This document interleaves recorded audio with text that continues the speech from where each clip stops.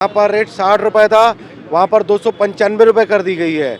जहाँ पर पहले 22 लाख रुपए एकड़ ज़मीन थी, आज 1 करोड़ 22 लाख रुपए कर दी गई है, जो कि बहुत ही निंदनीय है और सरकार ने कुछ सोचा नहीं। जो नॉर्मल व्यक्ति है यहाँ पे प्रॉपर्टी कैसे खरीदेंगे, कितना गाइडलाइन वैल्यू जो बढ़ा दिए हैं, तो आम जनता को भी परेशानी हो रहा है और एक व्यापारी को भी इसमें परेशानी हो रहा है। हाँ, वो सरकार अपनी फ़ायदा देख रही है, उनको इनकम ज़्यादा आएगी, लेकिन इधर लोगों को टैक्स बढ़ेगा, लोगों को पहुँच से दूर हो जाएगी ज़मीन की कीमत। आम जनता जो है, छोटे गरीब तबके के लोग हैं जो 500, 700, 800 फीट लेकर के ज़मीन अपना मकान बना लेते हैं 10-12 लाख के एस्टिमेट में, उनको बहुत ही तकलीफ के लिए बहुत ही मुश्किल हो जाएगी।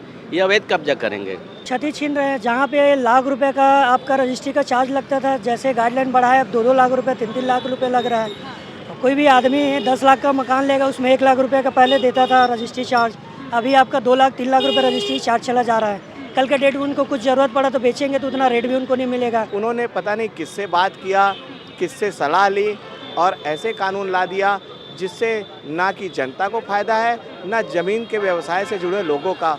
पता नहीं इसमें राज्य सरकार को भी नुकसान है, रजिस्ट्रियाँ कम होगी, रजिस्ट्री का दर कम होगा, लेकिन अब वो सोचना तो राज्य सरकार को है कि ये फैसले उनको वापस लेना है कि नहीं।